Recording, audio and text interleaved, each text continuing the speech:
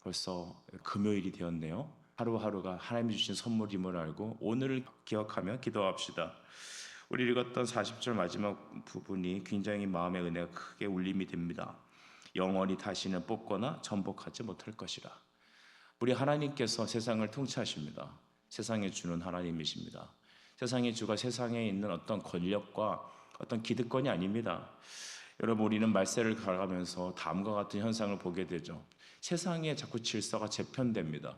흥망성쇠를 거듭합니다.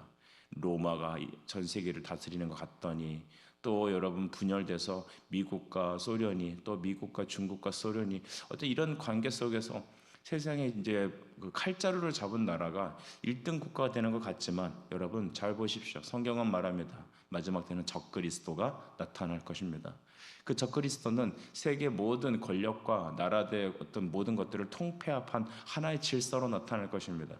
그것이 어떤 모습으로 나타날지 아직까지는 드러나지 않았습니다만 성경에서는 여러 가지 사인들을 주십니다. 그리고 그 여러분 적그리스도는 여러분 세계의 질서를 통합하고 권력을 통합하여 하나님의 교회를 핍박하고 도전하고 또한 믿는 자들의 믿음을 시험할 것입니다. 그러나 그 위에 계시는 만군의 우리 주 하나님께서 교회와 성도를 지켜줄 것이며 또한 구원받기로 택정된 모든 사람들을 하나님께서 선한 길로 인도하실 것입니다. 그래서 세상의 모든 유일한 질서는 세상에 있는 어떤 여러분 빅브라더가 아니라 우리 하나님의 아들 예수 그리스도이십니다.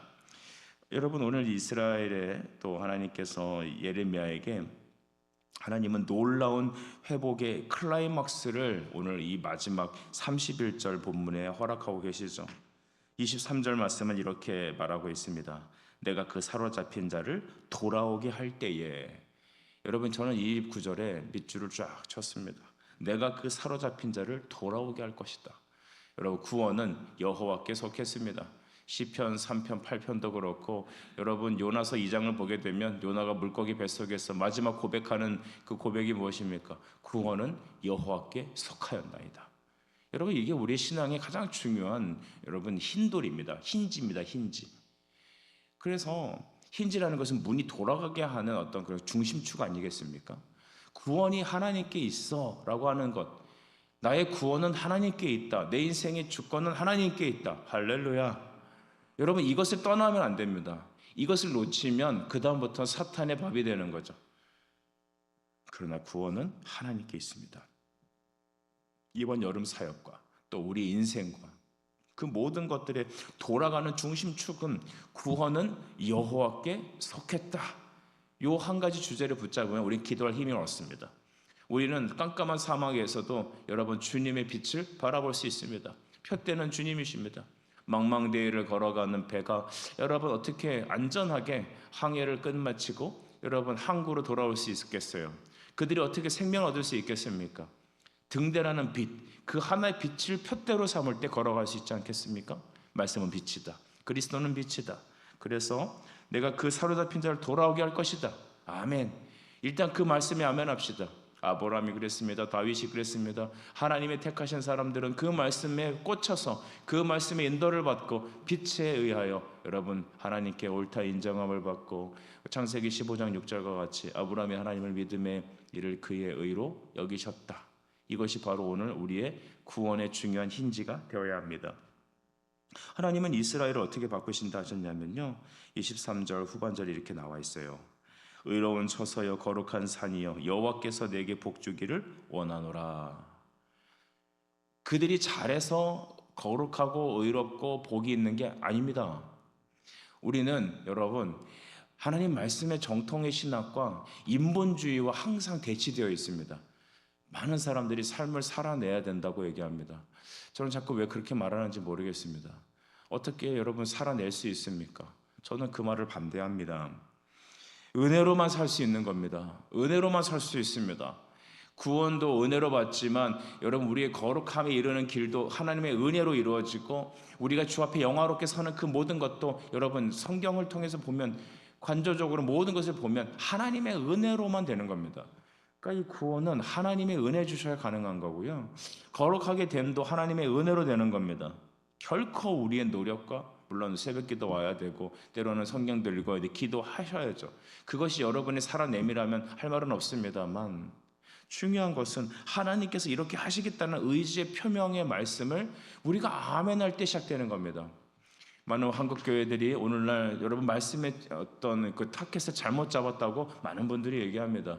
그것은 뭐냐면 자 이제 예수를 믿고 구원받았으니까 그 구원 얘기 예수 전당 불신조 그 얘기 좀 내려놓고 이제 어떻게 하면 우리가 거룩하게 살아서 사람들에게 빛을 비추고 사람들에게 인정을 받을까 살아낼까 그거에 대해서 고민하자 이 얘기를 계속합니다. 그러니까 말씀의 진리를 내려놓고 하나님의 거룩하심의 역사를 성령의 효과적인 사역을 내려놓고 인간의 결단과 인간의 노력과 어떤 사람의 도움을 통해서 하나님 앞에 의로움으로 이르려고 하는 그 인간적인 행위 그것들에 사로잡혀 있는 것 그러니까 윤리주의에 사로잡혀 있는 것입니다.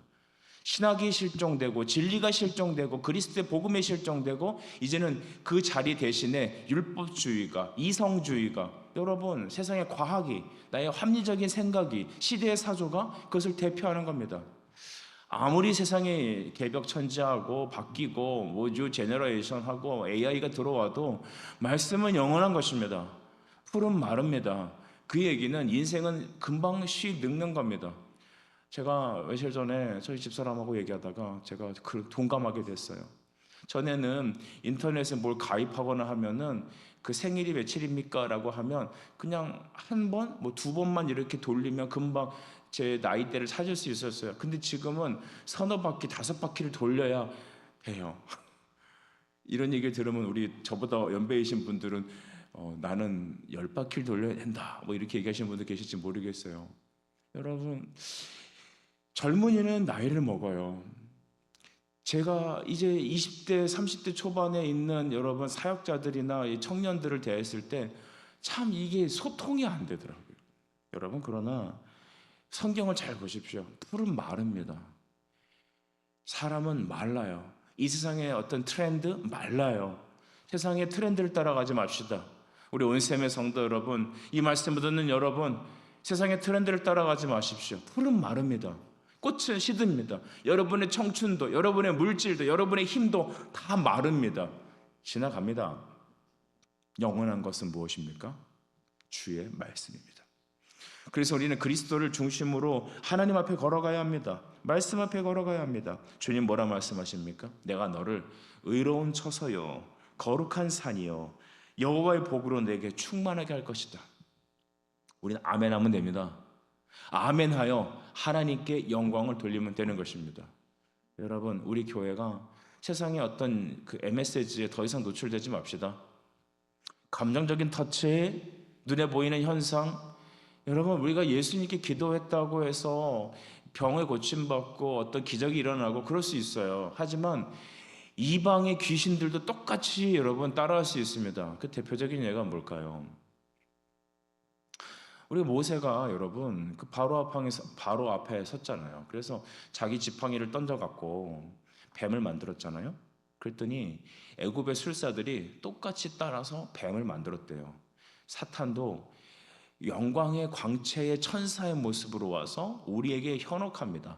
봐라, 야 방언하지? 봐라, 내가 신비한 하나님의 뜻을 깨달았지? 여러분 말씀이 확신이 없는 교회와 성도일수록 그런 현상을 쫓아가요. 야 이거 하나님이 저 전도사님을 통하여 하나님이 저 어떤 사역자를 통하여 하나님이 저 성도들을 기도 많이 하는 신실해 보이는 저 성도를 통해 이렇게 일하는 것을 우리가 따라야 되지 않겠느냐? 여러분 그 귀신이 갖다 준 걸 수도 있잖아요. 제가 너무 맛을 많이 갔지만 하나님께서 우리에게 너는 의로운 처소다, 너는 거룩한 산이다, 여호와께서 내게 복 주실 것이다, 하나님이 이스라엘을 회복하실 것을 선포하셨습니다. 우리는 그 말씀을 따라가면 됩니다. 아브라함이 하나님의 말씀을 믿음에 아브라함아 너는 너의 본토 친척 아비 집을 버리고 떠나서 내가 내게 지시할 땅으로 가라. 내가 너에게 복 줄 것이다. 아브라함이 여러분 그 하나님의 말씀에 아멘하였어요. 말씀에 아멘하니 하나님의 영광을 받으셨어요. 그리고 그 말씀을 따라 본토 친척 아비 집을 떠나 그가 하나님의 말씀을 쫓아갔던 그의 인생은 여러분 때로는 고달팠습니다. 왜냐하면 텐트 생활했거든요. 여러분은 안정적인 삶을 추구하죠. 오늘은 이거, 내일은 저거. 제가 목회하다 보니까 저희 아이들이 작게는 3번, 많게는 4번까지도 이렇게 이 전학을 가는 것 같아요. 그러니까 늘 우리 부모의 마음으로서는 미안한 마음이 있다니까요. 야, 초등학교를 들어갈 때, 저학년일 때, 고학년일 때, 졸업할 때, 여러분 이렇게 막 타점을 찍으면 이게 뭘까요? 이게 안정적이 아닌 거예요. 그러니까 사람은 안정적이고 싶어요. 삶이 변하는 게 싫다니까요. 하지만 하나님은 명령하세요. 가라. 멈춰라. 어떤 사람은 그곳에서 계속 있을 수 있지만 어떤 사람은 계속 가라고 명령을 받을 수 있습니다. 때로는 우리의 실수인 것 같고 우리 어떤 처해진 상황인 것 같지만 그렇지 않아요. 하나님이 가라 명하시면 가야 되는 거예요. 제가 계속 말씀에 대해서 얘기하고 있거든요. 하나님 말씀, 여러분 그 말씀이 여러분의 진정한 삶의 축이 되어야 합니다. 문을 여닫을 때 그 문과 문고리 연결하는 힌지와 같이 그것이 돌아가는 것이 말씀이고 그리스도가 되어야 합니다. 하나님 말씀하십니다. 내가 너를 돌아오게 할 거야. 여러분 이 말씀에 우리가 아멘하길 바랍니다. 25절 보니까 내가 피곤한 심령을 상쾌하게 하여 모든 연약한 심령을 만족하게 하였습니다. 이렇게 했습니다. 피곤한 심령, 우울하고 쇠잔하고 지친 것. 우리 지금 7월달을 겪는 우리 성도들의 상황이 저는 피곤한 심령이라고 말하고 싶어요. 지치고 처지고 힘들고 삶이 힘들고 처지고 지치면 기도할 수 없고 은혜 자리 나올 수 없고 마음이 해고 마음을 닫고 자기 굴을 파고 들어가고 여러분 이거 우리 모습이에요. 당연한 거예요. 여러분 근데 여러분의 감정과 여러분의 상황에 여러분의 마음 하나님의 믿음의 좌서를 넘겨주지 마세요. 그곳에게 내 마음을 열어주지 마시란 말입니다. 하나님 말씀을 듣고 다시 돌이키셔야 돼요. 그 피곤한 심령은 어떻게 하리라? 상쾌하게 하며. 그러니까 주님의 말씀과 성령의 은혜가 너를 흠뻑 취하게 하여서 더 이상 그런 주변적인 상황이 너로 하여금 함몰되지 못하게 하나님께서 하시겠다는 겁니다. 여러분 말씀에 흠뻑 취하십시오. 성령의 은혜에 취하십시오. 다른 것이 여러분의 마음을 빼앗지 못하게 하세요. 또 모든 연약한 심령을 만족하게 하셨다. 연약하다는 것은 무엇일까요? 근심하고 신음하고. 여러분 사람 참 약해요. 우리의 과거의 기억이 우리의 어떤 당면한 것들이 어떤 사람이 9번 잘 살았다고 쳐요. 한 번을 넘어졌다고 칩시다. 그러면 그 한 번 자빠지고 넘어진 기억을 갖고 평생을 고심는 거예요. 거기서 헤어나오지를 못해요. 여러분 환경이 우리를 바꾸는 게 아닙니다. 로크가 백지설을 주장하죠. 사람은 원래 깨끗한데 주변 환경 때문에 이게 떼타갖고 이렇게 됐어. 내 인생은 어렸을 때 어떻게 됐고 뭐 부모가 어떻게 했고 물론 그럴 수 있어요. 하지만 그 피곤한 심령을 상쾌하게 하고 연약한 마음을 만족하게 충만하게 하시는 사역은 누구냐? 하나님이시다는 거죠. 사람은 다 여러분 자기 스타일을 따라가다 보면 그런 겁니다. 그래서 우리 교회 성도들 여러분 고집 부리지 마십시오. 저를 비롯해서 우리 모든 성도 여러분 하나님 앞에 고집 부리지 마세요. 고집 피지 마세요. 나는 이렇다. 나는 이런 거야. 자기 굴 파고 자기 생각으로 가두고 여러분 그러면 안 돼요. 하나님 말씀으로 여러분 흠뻑 취하십시오. 또 성령께서 여러분을 충만히 온전히 컨트롤하도록 내 자신을 내어드리십시오. 그러기 위해 철저히 자기를 부인하고 자기 십자가 지고 주님의 말씀을 쫓아야 합니다. 멍에를 메어야 합니다. 여러분 자신에게 고삐를 내어주지 마세요. 핸들을 내어주지 마세요. 여러분 인생의 핸들은 성령님이십니다. 말씀이십니다. 여러분 오늘 주님이 이렇게 말씀하시는 거죠. 이후에 여러분 유다는 어떻게 될 거냐? 유다는 회복됩니다. 여러분 회복됩니다. 제 말이 아니라 하나님의 말씀이죠. 27절 보니까 여호와의 말씀이니라 보라 내가 사람의 씨와 짐승의 씨를 이스라엘 집과 유다 집에 뿌릴 날이 있으리니. 이 말이 사람의 씨, 그러니까 유다 사람들과 짐승의 씨, 이 짐승들이 막 흘러 넘친다는 겁니다. 한국이 지금 자꾸 인구가 감소되죠. 인구 소멸. 그래서 나라 국가 소멸의 위기에 넘버1을 찍었습니다. 하여튼 대한민국은 뭐 아니면 좋은 것 같아요. 어쩜 이러는지 모르겠어요. 이혼도 1위, 자살도 1위. 하나님 우리 대한민국이 열방의 복음의 1위를 찍게 없어서. 이게 무슨 보험회사도 아니지만 여러분 우리가 자꾸 1위를 찍잖아요. 그러니까 이 나라가 지금 갈 때까지 온 겁니다. 여러분, 밑장을 칠 때, 밑바닥을 칠 때 복음은 우리를 다시 한번 상승하게 하십니다. 그래서 유다의 씨와 짐승의 씨가 넘치게 한다는 거 아니겠습니까? 근데 그때 그 사람들 마음에 와닿는 뭐랄까요? 갖고 있는 핸디캡이 뭐였냐면 과거에 대한 상처, 기억이었어요. 29절 보니까 그렇게 있죠. 아버지가 신포도를 먹음으로 아들들이 이가 시다하지 아니하겠고. 그러니까 네 아버지가 신포도를 먹었으니까 네 아들이 이가 실 거야. 이 얘기 뭘까요? 네 부모의 저주가 실패가 네 자식에게 흘러갈 거야. 가계의 저주는 바로 너의 자식 대대로 흘러갈 거야. 여러분 이거 많이 들어봤잖아요. 우리 부모 세대 때의 죄악이 무속 행함이 우리 세대에 끊어져야 되겠고, 그러니까 가계 저주로 흐르는 그 기도가 집회가 그 신유가 오늘도 여전히 한국 교회 저변에 깔려 있습니다. 사탄이 미묘하게 이런 영적이라는 이름으로, 하여튼 저주라는 이름으로 이 무속과 이 신앙이라는 사이의 중간을 잘 타고 들어와 갖고 우리가 유사 기독교로 바뀌고 있어요. 우리나라 사람들이 여러분 되게 영적입니다. 그죠? 이 무속이 강합니다. 기독교, 그래서 우리 기독교 안에 무당을 들여놓고 있는 것 같아요. 여러분 그렇지 않아요. 주님 말씀을 따라가자는 것입니다. 아버지가 신포도 먹었습니다. 그래요. 우리 부모 세대 때 어땠습니다. 우리 전에 상황이 이랬습니다. 그런데 그게 뭐가 어째서요? 누구든지 그리스도 안에 있으면 새 것이 되었노라 하셨어요.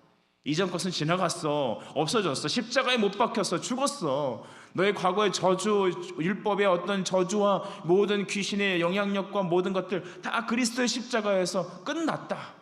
왜 네가 와갖고 과거의 것들을 들춰갖고 다시 기도하고 죽은 자를 위해 기도하고 가게 저주를 끊는다고 얘기를 합니까? 아니라고 얘기하잖아요. 아버지가 신포도 먹었다. 그거는 자기가 신 거예요. 아들이 신 게 아닙니다. 너희 과거 이스라엘 유대 사람들의 죄가 너희 자손들에게 미치는 게 아니다. 오직 자기 자신의 죄가 자기에게 미치는 겁니다. 30절은 말하잖아요. 신포도를 먹는 자마다 그의 이가 신 것이다. 내가 신 걸 먹었으니 내 입이 신 거지, 내가 신 거 먹었다고 자식이 신 게 아니라는 것입니다. 말씀이 없으면, 이 말씀을 읽지 않으면, 하나님의 진리를 깨닫지 못하면, 맹목적으로 그냥 교회만 댕기면, 주워 들은 내용이 나의 신앙의 바운더리와 기초와 베이직이 골조가 된다면 우린 이 말에 인정할 수 없을 겁니다. 옆에 사람이 가게 저주를 끊어야 돼. 지금부터 구술해야 돼. 지금부터 우리가 방언을 해야 돼. 지금부터 무슨 집회를 해야 돼. 그 신유 은사 그런 집회 가보세요. 좋게 기도 안 합니다. 막 그냥 영적으로 기도합니다. 이상하게. 어떤 기도해요? 막 따따따따 샬라샬라 합니다. 하나님도 가만히 듣다가 너는 무슨 얘기하는 거냐? 그러니까 하는 사람도 무슨 말인지 모르고 듣는 사람도 무슨 말인지 몰라요. 여러분 그거는 마귀의 일이죠. 성경 말씀대로 갑시다. 누구나 자기의 죄악으로 말미암아 죽는다. 말씀을 내 어떤 상황에 어떤 증명하는 어떤 증명거리로 놓지 마십시오. 은사와 신유와 기적과 이적을 증명하는, 내가 소위 하나님 말씀을 들었고 나의 안에 어떤 감정이 생기고 이것을 말씀으로 증명해내는 도구로 쓰지 마시고 말씀 그 자체로 따라가는 여러분에게 축복합니다. 내가 누구인가? 내가 누구길래? 여러분 우린 그렇게 따라가면 안 되죠. 이후에 여러분 하나님께서는 그들을 어떻게 구원하십니까? 31절 여호와의 말씀이니라 보라 날이 이르리니 내가 이스라엘 집과 유다 집에 새 언약을 맺을 것이다. 할렐루야. 그래서 우리 예레미야 31장 31절을 새 언약이라고 보죠. 그래서 3일 해갖고 3일교회라는 교회도 있답니다. 과연 말씀에 따라가는지 모르겠습니다만 여러분 새 언약을 따라가는 교회. 왜냐하면 옛 언약이라는 건 뭘까요? 이후에도 나오지만 광야에서 그들이 받은 돌판, 하나님께 받은 그 돌판, 그러나 그 돌판을 받고 그들은 율법에 순종해야 구원을 얻는다는 착각을 갖게 되었고 율법의 성취이신 예수님을 바라보지 못했습니다. 그래서 하나님은 그들의 마음에 새 언약을 주시겠다는 겁니다. 근데 그 새 언약은 어떤 특징이 있냐면 우리 그 33절을 보게 되면 돌판에 쓰인 게 아니라 그들 마음 안에 새기신다는 것입니다. 여러분 이게 특징입니다. 그러니까 율법은 내가 그 율법의 조항대로 내가 따라서 구원받는 게 아닙니다. 율법은 구원받은 백성이 삶을 순종하며 누리는 은혜의 말씀이죠. 그래서 십계명을 먼저 받고 구원받은 게 아니라 어린 양의 피로 유월절을 통과한 백성들이 십계명을 받은 겁니다. 이 순서가 뒤바뀌면 안 됩니다. 제가 계속해서 말합니다. 삶을 살아내는 게 아니라고요. 은혜가 나를 주장하는 거라고요. 이거 잘 이해해야 합니다. 그래서 우리는 이제는 예수 천당 십자가 그만 얘기하고 어떻게 삶을 살 건지에 대해서 삶을 논하게 해달라. 이거는 철저히 거부돼야 합니다. 왜냐? 새 생명이 있어야 새 생활이 있는 겁니다. 새 생활을 추구하십니까? 그리스도의 새 생명을 주목하십시오. 제가 윤리가 필요 없다는 얘기가 아닙니다. 윤리에 집중하면, 기독교는 윤리주의가 아니라 복음주의인 겁니다. 복음. 그래서 하나님께서는 내 마음에 하나님 말씀을, 새 말씀을 넣어주겠다. 그 얘기는 성령님께서 우리 안에 임재하시겠다는 얘기입니다. 그러니까 십자가가 아니고서는 구원받을 수 없어요. 십자가의 피로 구원받은 하나님 백성들의 특징은 성령님이 우리 안에 오셔서 하나님의 말씀이 우리 안에 좌정하는 겁니다. 로고스, 말씀의 그 자체이신, 빛이시고 생명이고 모든 것의 근원이신 그분이 내 안에 생수의 근원으로 임재하셔야 그때야말로 우리가 하나님 하면서 하나님의 그 돌판의 말씀들, 십계명의 말씀들, 율법의 말씀을 은혜로 누릴 수 있는 겁니다. 여러분, 이거에 대해서 나중에 다시 한번 또 우리가 나눌 일이 있겠죠? 하나님께서는 결국 새 말씀으로, 새 언약으로 우리 안에 다시 갱신을 시키셔서 우리를 구원해 내십니다. 이것을 잘 깨달아야 합니다. 여러분, 그러니 구원이 우리에게 있습니까? 하나님에게 있습니까? 하나님께 있는 겁니다. 우리는 거룩한 삶, 성화의 삶을 우리의 노력과 기도와 헌신으로 보는데, 여러분 착각하지 마십시오. 나에게서 나오는 게 아닙니다. 하나님의 은혜로 시작되는 겁니다. 하나님은 우리가 100% 순종한 것을 칭찬하십니다. 하지만 그 배후에 하나님이 100% 역사하신 거라는 신앙 고백이 있어야 합니다. 이후에 여러분 어떻게 또 성경을 얘기하냐면 38절 보면, 보라 날이 이르리니 이 성은 하나님의 망대로부터 모퉁이 문에 이르기까지 여호와를 위하여 건축될 것이다. 예루살렘의 회복, 성전의 재건들, 이 모든 회복은 누구를 위한 것이다? 여호와의 영광을 위한 것이다라는 겁니다. 여러분, 우리 성도들 정말 여호와의 영광을 위해 살아가십니까? 정말 그러십니까? 잘 한번 생각해 보세요. 나는 정말 여호와의 영광을 위해 살아갑니까? 그건 여러분의 삶의 결과들로 나타나는 겁니다. 예배한 자리에 나오는 여러분의 모습을 통해 나타나는 겁니다. 오늘 주님께서는 말씀하시죠. 내가 이 모든 일을 이룰 것이다. 누구를 위해서요? 나의 영광을 위해서. 우리를 쓰시면서 주님은 기뻐하시고 우리를 통해 영광 받으시고 우리에게 상급과 칭찬을 하십니다. 그렇지만 이 모든 것의 일은 하나님의 영광을 위한 것입니다. 하나님께서는 세상을 예수님을 통하여 통일하십니다. 에베소서 1장 10절 보면 그리스도를 머리로 삼아 온 세상을 그에게 통일하십니다. 그러나 세상의 마귀는 어떻게 합니까? 하나님을 대적하기 위하여 이 땅에 있는 권력으로 세상을 통합합니다. 그래서 교회를 대적하고 그리스도를 대적합니다. 하지만 여러분, 하나님은 예수 그리스도를 통하여 모든 지식을 다 멸하고 하나님의 나라를 세우십니다. 우리는 그 안에 있습니다. 우리가 기억해야 될 것은 오늘 그를 사모하는 영혼에게 만족을 주시고 줄인 영혼에게 좋은 것으로 채워주시는 하나님의 은혜를 바라보십시다. 하나님이 하십니다. 그러니 여러분, 아버지가 신포도를 먹었다고 자식이 이가신 게 아니라는 거 꼭 기억하시고, 하나님이 이 모든 일을 이루신다는 것을 기억하시며 하나님의 말씀 앞에 다시 돌아가는 우리 모든 성도들이 되시길 이 아침에 간절히 축복합니다. 기도하겠습니다. 사랑과 은혜의 주님, 예레미야를 통하여 새 언약을 우리 마음에 주시고 하나님의 뜻을 이루시겠다 하시니 감사합니다. 오늘날 이 시대에도 주님을 통하여 전 세계가 하나로 통일되는 것을 믿습니다. 아버지여, 낙심하지 않게 하옵소서. 주께로 날마다 돌아가게 하옵소서. 진리를 알게 하옵소서. 그리고 그 안에 숨게 하옵소서. 예수님의 이름으로 기도합니다.